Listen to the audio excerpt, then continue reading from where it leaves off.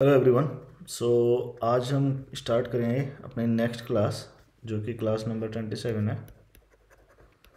ठीक है।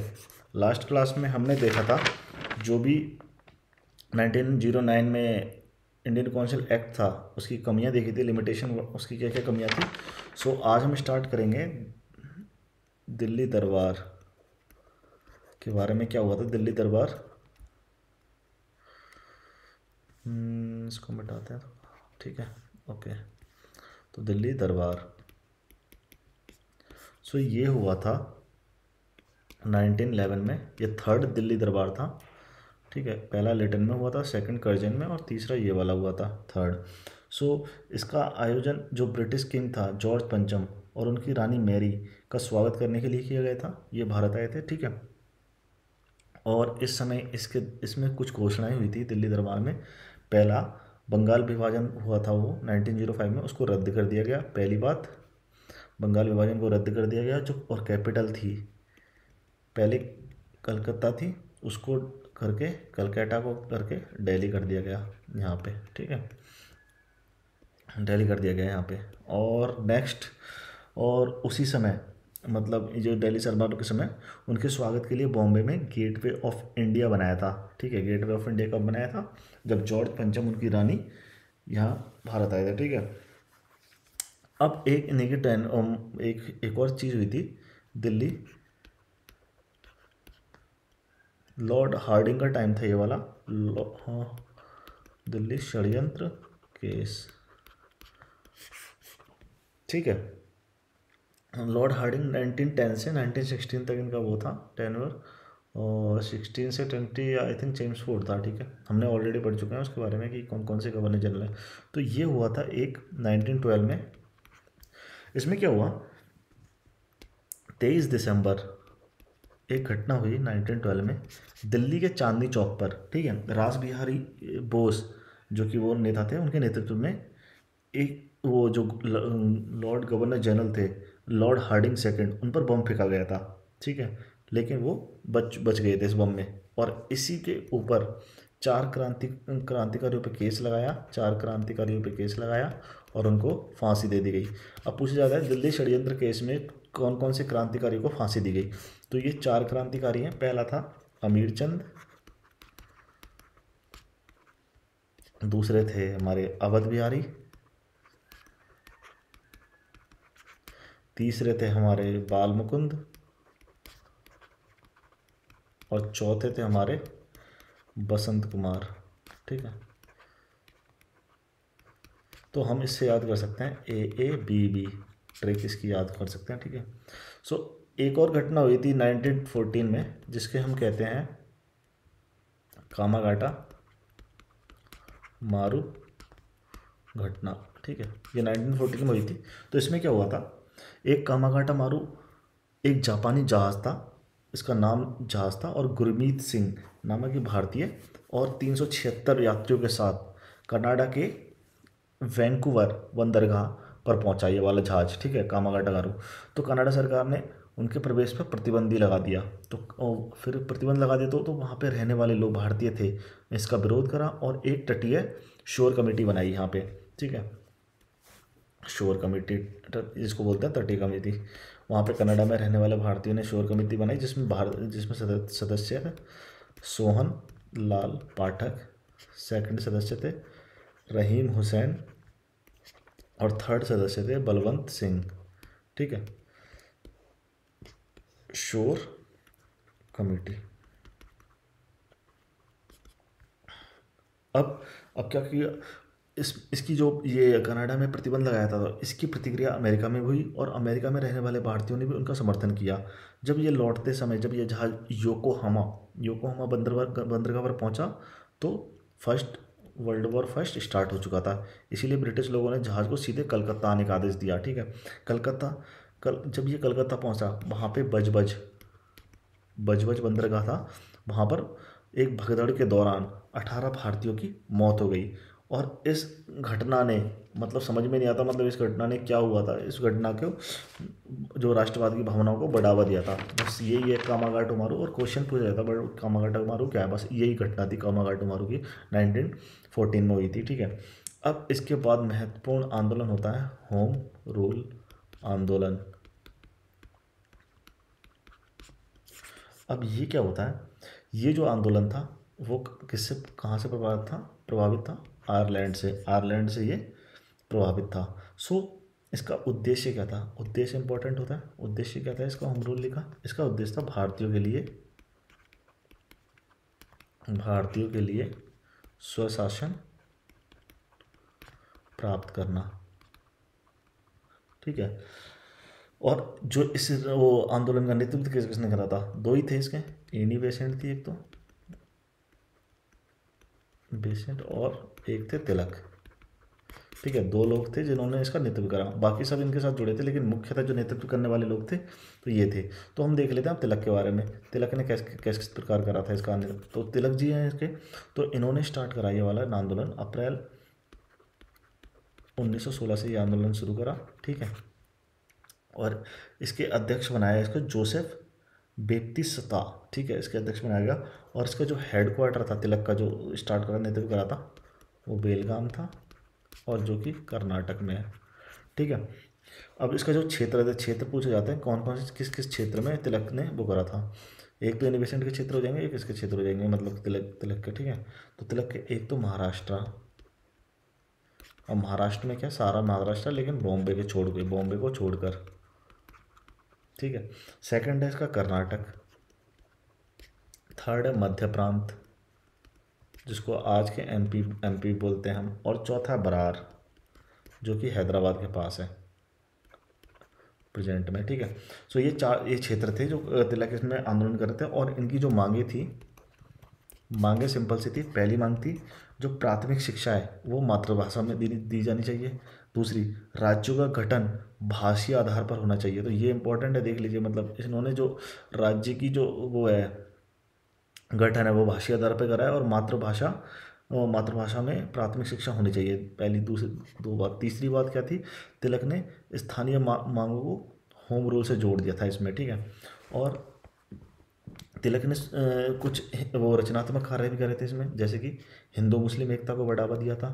ठीक है, छुआछूत निवारण इसके में कार्यक्रम कर चलाए थे, और शिक्षा का प्रसार प्रसार भी करा था इसमें। और इस अब पूछे जाते हैं तिलक के समाचार पत्र कौन कौन से थे। तिलक के समाचार पत्र, तो तिलक के समाचार पत्र एक तो था केसरी, और एक था मराठा जो कि वीकली था, जो साप्ताहिक आता था, और ये दैनिक था, डेली आते थे ये तो था हमारा वो मराठी भाषा में, और ये था इंग्लिश में।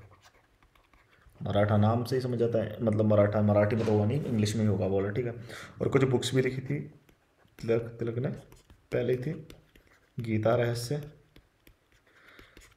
गीता पर टिप्पणी थी ये वाली, और एक थी Arctic home of Vedas, the Arctic home of the Vedas. So अब एक वैलेंटाइन शिरोल थे जिन्होंने तिलक पे एक टिप्पणी करी थी। ये फादर ऑफ द अनरेस्ट इनको बोला था, इसको मतलब भारतीय शांति के जनक बोला था। तो इसी का विरोध करने के लिए तिलक इंग्लैंड चले गए, और उन पर मुकदमा करने के लिए वहाँ इंग्लैंड गए थे, मतलब तिलक। और वहीं पे 1 अगस्त 1920 को उनका निधन हो गया। ठीक है, अब एक पूछा जाता है जो गोपाल कृष्ण गोखले की, ठीक है, सर्वेंट्स ऑफ इंडिया सोसाइटी। ठीक है, तो ये जो तिलक का होम रूल लीग था उसमें शामिल नहीं हुए थे। ठीक है, इसके वो थे जो मेंबर्स वगैरह थे। ठीक है, भारत सेवक संगठन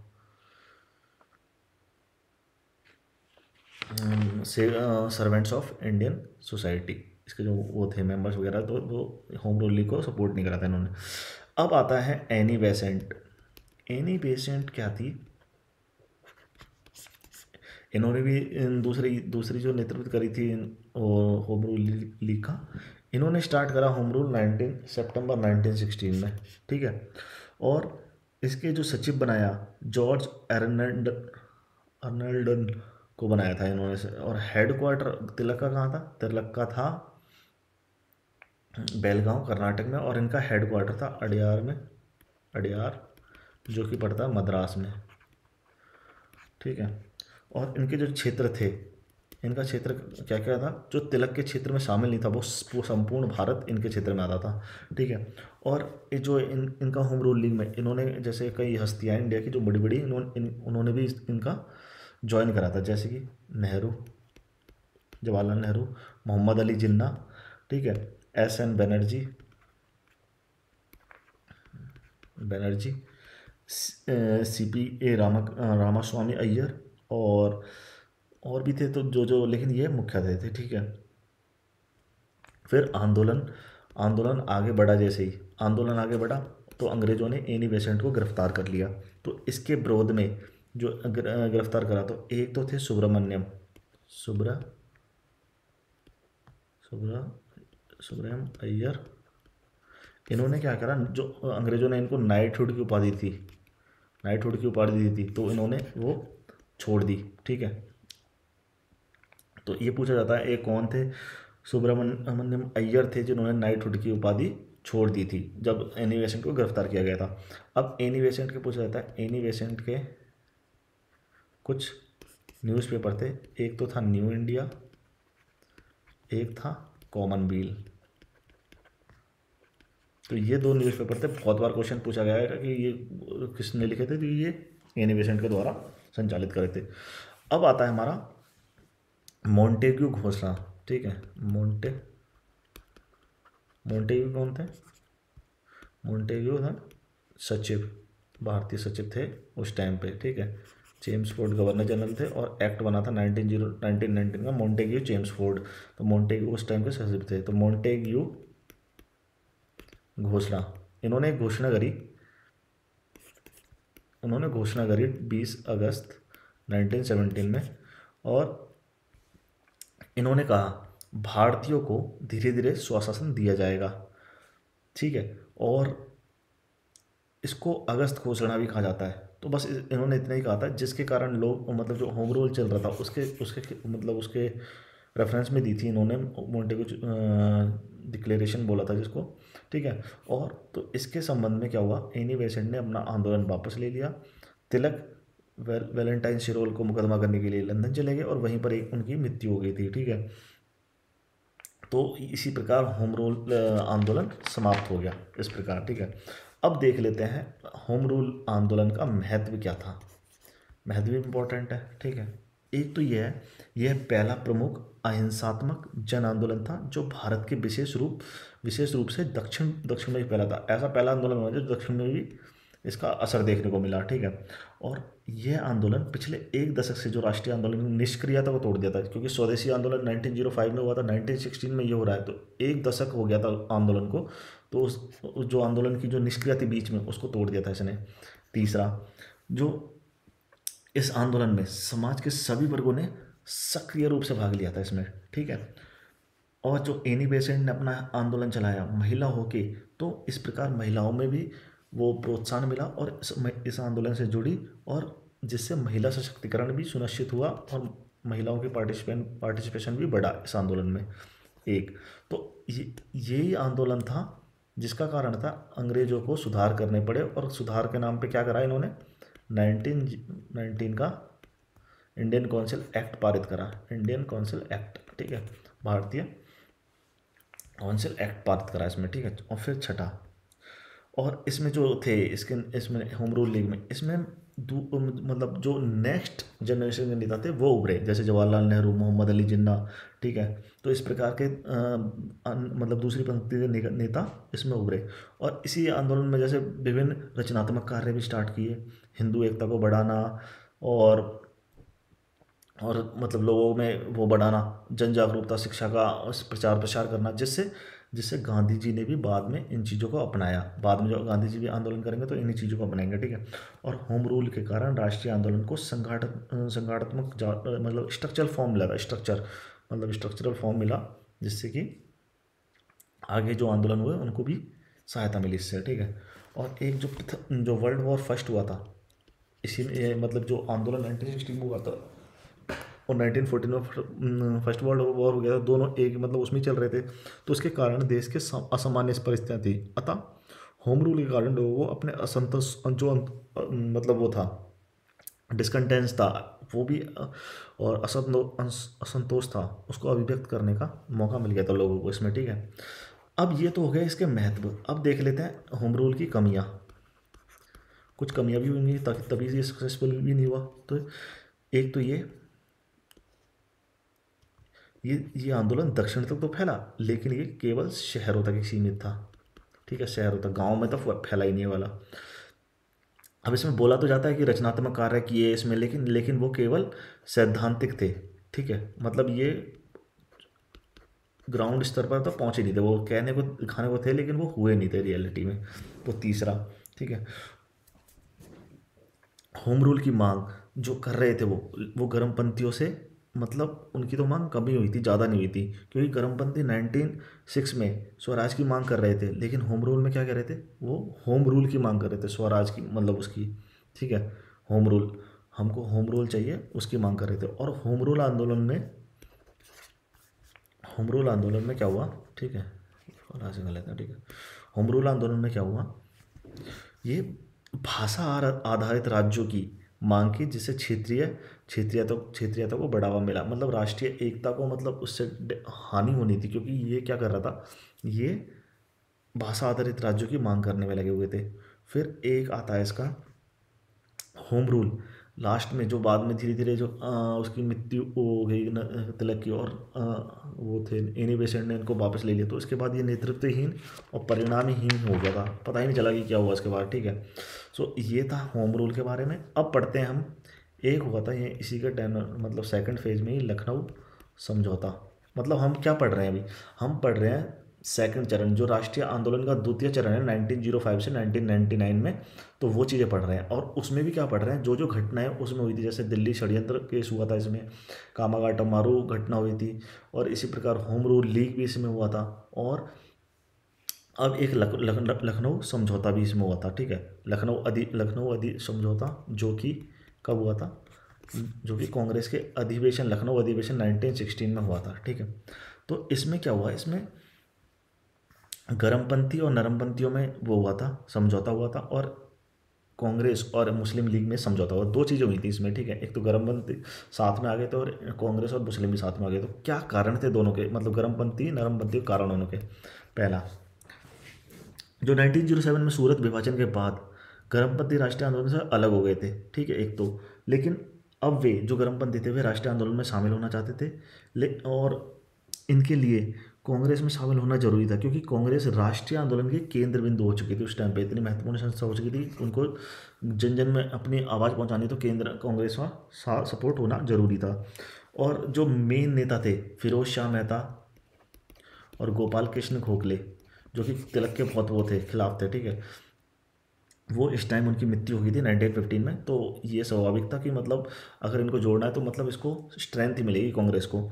फिर एक क्या हुआ, जो 1909 में सुधार हुए थे, इंडियन काउंसिल एक्ट ऑफ 1909 में, उससे नरमपंथी संतुष्ट नहीं थे एक तो, ठीक है, तो वो चाहते थे सुधार, और सुधार और अच्छे चाहते थे, और अंग्रेजों पे दबाव बनाना चाहते थे। दबाव बनेगा तो क्योंकि उससे स्ट्रेंथ कब होगी, जो दोनों सब साथ मिलके आंदोलन करेंगे। अब एक था जो राष्ट्रीय आंदोलन था, ठीक है, उसमें नरमपंथी निष्क्रिय हो चुके थे, मतलब जनता भी वो उसके ट्रस्ट नहीं कर पा रही थी, तो एक उनको ऊर्जा की जरूरत थी, तो वो गर्मपंथियों ने उनको एक ऊर्जा प्रदान करी, छठा, पांचवा सॉरी, ठीक है। अब गर्मपंथियों की विचारधारा बदल चुकी थी, अब वो इतने उग्र स्वभाव के नहीं थे, वो मतलब सभी एक साथ करने की बात कर रहे थे, सभी एक साथ चलने की। और विश्व युद्ध के कारण देश में असामान्य स्थिति थी, ये तो पता ही है, वर्ल्ड वॉर फर्स्ट चल रहा था उस टाइम, और जो जनता थे बड़े बड़े आंदोलन की मांग कर रही थी, इसके लिए नरम दल और गर्म दल दोनों का साथ होना जो बहुत ज़रूरी था, ठीक है। अब एक आता है मतलब कांग्रेस, इसी समझौते में कांग्रेस और मुस्लिम लीग का भी समझौता हुआ, ठीक है। अब इन दोनों के आने के कारण क्या था, दोनों को साथ में आने के कारण क्या क्या क्या कारण थे। एक तो कारण ये था, जो अंग्रेज थे उन्होंने अलीगढ़ जो कॉलेज था, कॉलेज को विश्वविद्यालय का दर्जा नहीं दिया था, तो मुस्लिम इस वजह से नाराज़ थे। अलीगढ़ कॉलेज को विश्वविद्यालय का दर्जा नहीं दिया। और जो 1905 में वो बंगाली विभाजन करा था, उसको 1911 में रद्द कर दिया था, इसलिए वो मुस्लिम नाराज़ थे। तीसरा, और जो कांग्रेस 1909 में जो प्रत्येक निर्वाचन की वो दिया गया था मुस्लिम को, तो कांग्रेस ने उसको स्वीकार कर लिया, तो इस वजह से दोनों साथ में सपोर्ट आए। चौथा, जो प्रथम विश्व युद्ध के बाद जो टर्की था, तो तुर्की ब्रिटेन के खिलाफ लड़ रहा था, और ब्रिटेन तुर्की के खलीफा के पद को समाप्त करना चाहता था, इसीलिए वो मुस्लिम नाराज़ थे और वो अंग्रेज़ों के खिलाफ हो गए। ठीक है। पांचवा, जो मुस्लिम लीग में उदारवादियों की संख्या बढ़ गई थी, जैसे जिन्ना, पहले कट्टरपंथी थे जो मतलब एक तरह से कांग्रेस के साथ नहीं आना चाहते, लेकिन अब उदारवादी जैसे जिन्ना जैसे लोग आ चुके थे। अब ये तो रही मुस्लिम लीग की बात की कि मुस्लिम लीग क्यों आनी चाहती थी। अब सेकंड है कांग्रेस में क्यों आनी चाहती थी मुस्लिम लीग के साथ। पहला बात, कांग्रेस हिंदू मुस्लिम एकता को वो करना चाहती थी, स्थापित करना चाहती थी। ठीक है। कांग्रेस राष्ट्रीय आंदोलन में धर्मनिरपेक्ष का स्वरूप देना चाहती थी, ताकि ऐसा ना लगे सिर्फ ये हिंदुओं की पार्टी है, तो ऐसा लगे कि मतलब हिंदू भी चल रहे हैं, मुस्लिम भी चल रहे हैं, दोनों चल रहे हैं, ताकि अधिक से अधिक जनता का इस आंदोलन से जुड़ाव हो। ठीक है। तीसरा, मुस्लिम लीग ने कांग्रेस के स्वराज की मांग को स्वीकार कर लिया था, तो ये भी एक कारण था। ठीक है। अब इसके कुछ प्रभाव, मतलब क्या प्रभाव पड़े दोनों के। ठीक है। कुछ तो पढ़ेंगे पॉजिटिव्स। प्रभाव हमेशा दो चीज़ पढ़ेंगे, एक तो पॉजिटिव भी होंगे, नेगेटिव भी होंगे कुछ ना कुछ। तो देख लेते हैं कि पॉजिटिव क्या थे इसमें। पहली बात, जब मुस्लिम लीग आई तो मुस्लिमों का वो हौसला बढ़ा कि मतलब हमारी एक पार्टी आ गई है, तो इससे हिंदू मुस्लिम एकता स्थापित हुई। दूसरी, जो राष्ट्रीय आंदोलन था वो धर्म निरपेक्ष रूप स्थापित हुआ इससे। ठीक है। तीसरा, और वे मतलब ये अगर हिंदू और मुस्लिम दोनों साथ साथ आ गए, तो इन्होंने ब्रिटिश पर दबाव बनाने में ये सफल रहे थे। इसी का कारण था 1919 का इंडियन काउंसिल एक्ट बना। अब नेगेटिव नेगेटिव जब कांग्रेस ने मतलब प्रत्यक्ष निर्वाचन वो करा था, क्या बोलते हैं, स्वीकार करा, तो उसने तभी टू नेशन, दो राष्ट्रीय मतलब देश की पुष्टि कर दी थी वहीं से। ठीक है। और 1919 में अंग्रेजों ने सिखों और एंग्लो इंडियन को पृथक निर्वाचन दिया, जिससे दे दिया। अब कांग्रेस इसका भी विरोध नहीं कर सकती, क्योंकि उन्होंने मुस्लिम का पृथक निर्वाचन को स्वीकार कर लिया है। ठीक है। और कांग्रेस ने मुस्लिमों को आवश्यकता से अधिक महत्व दिया था इसमें। क्यों दिया था, मतलब सब कुछ मांग ली थी इनकी। ठीक है। ताकि वो सपोर्ट में आ जाए। इसलिए हिंदू संगठन भी, मतलब जो हिंदू संगठन को ऐसा लगा कि मतलब कांग्रेस एक तरह से बहुत ही ज़्यादा वो रखी है मुस्लिम लीग के, मतलब मुस्लिमों के पक्ष में हो रखी है, तो इसीलिए उनकी कई हिंदू संगठन बढ़े और उन्हें उनकी प्रतिक्रिया देने को अवसर मिले, मतलब देने को। ठीक है। और चौथा, हिंदू मुस्लिम एकता मतलब इतने लंबे समय तक नहीं चली जितना कांग्रेस ने सोचा था कि मतलब ये चल पाएगी। तो यहाँ तक हमारा ख़त्म होता है ये वाला वो वाला। अब हम पढ़ेंगे इसी फेज में, जो मतलब सेकंड चरण में भारत के क्रांतिकारी आंदोलन भी होते इसी टाइम पे। ठीक है। आंदोलन सेकंड फेज में ही हुए थे ये वाले, तो सेकंड फेज ही पढ़ रहे हैं हम। इसमें क्या क्या हुआ था वो ठीक है। अब इसमें कुछ आंदोलन हुए थे, सो आंदोलन हम कल की क्लास में देखेंगे। आज के लिए इतना ही। Thank you.